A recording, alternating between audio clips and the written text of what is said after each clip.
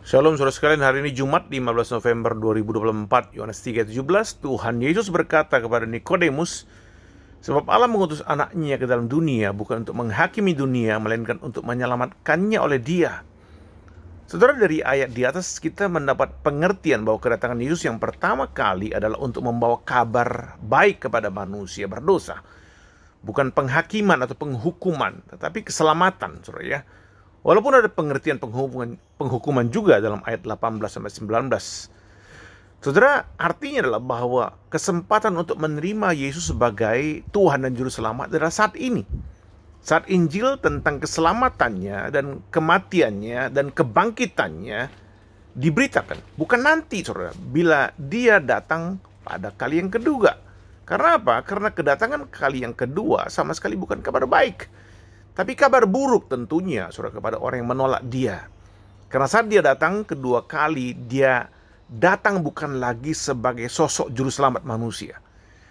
Sebagai juru selamat, itu sudah dilakukan oleh Yesus pada kedatangannya yang pertama kali saat Dia datang sebagai bayi yang lemah. Tetapi saat Dia datang kali yang kedua, saudara, Dia akan datang bukan sebagai bayi lagi, tetapi sebagai raja yang telah menang dari kematian, yang akan membawa umatnya yang percaya kepada hidup yang kekal, dan yang akan menghukum manusia yang menolaknya ke dalam neraka. Saudara, hal ini sangat jelas dituliskan oleh Matius dalam Matius 25 ayat 31-46. LAI memberikan judul penghakiman terakhir, saudara ya. Saudara, Tuhan Yesus berkata di bagian itu, apabila anak manusia datang dalam kemuliaannya, saudara, Dia menggambarkan Dia sebagai anak manusia, datang dalam kemuliaannya, dan semua malaikat bersama-sama dengan Dia, maka Ia akan bersemayam di atas tahta kemuliaan. Gambaran raja, saudara ya. Lalu semua bangsa akan dikumpulkan di hadapannya, dan Ia akan memisahkan mereka dari pada seorang, sama seperti gembala memisahkan domba dari kambing. Saudara, perhatikan kalimat Tuhan Yesus, sama seperti. Jadi Yesus memberikan gambaran seperti seorang gembala memisahkan kambing dan domba, saudara ya. Ayat 33, dan Ia akan menempatkan domba-domba di sebelah kanannya dan kambing-kambing di sebelah kirinya. Dan raja itu akan berkata kepada mereka yang di sebelah kanannya, mari hai kamu yang diberkati oleh Bapakku, terimalah kerajaan yang telah disediakan bagimu sejak dunia dijadikan.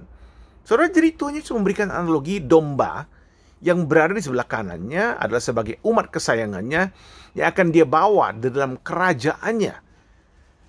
Kemudian apa yang dilakukan Yesus pada akhir zaman kepada kambing yang di sebelah kirinya? Ayat 41 dan 46, Yesus berkata, dan Ia berkata juga kepada mereka yang di sebelah kirinya, enyahlah dari hadapanku, hai kamu orang-orang terkutuk.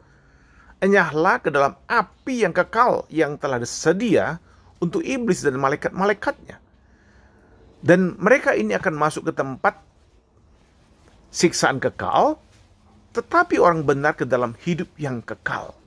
Saudara, ada yang menarik dalam ayat 41 yang sering disalah mengerti oleh banyak orang, bahkan orang Kristen sekalipun.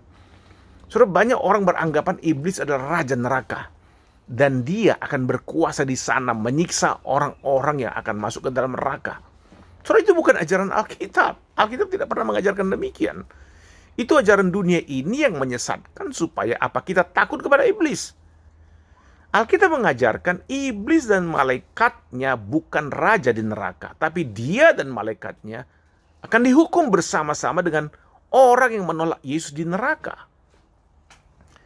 Saudara, yang menghukum iblis dan pengikutnya di neraka dengan api yang kekal adalah Tuhan Yesus. Yang memberikan hidup yang kekal dan sukacita kepada setiap orang yang percaya dalam kerajaannya adalah Tuhan Yesus. Jadi saudara, Allah yang sama yang melakukan penghukuman dan pengasihan, itulah Allah yang adil di dalam Kristus Yesus sebagai Raja dan Tuhan pada akhir zaman. Saudara, mari kita hidupi Allah yang demikian sepanjang hari ini. Amin, saudara. Tuhan memberkati kita sekalian.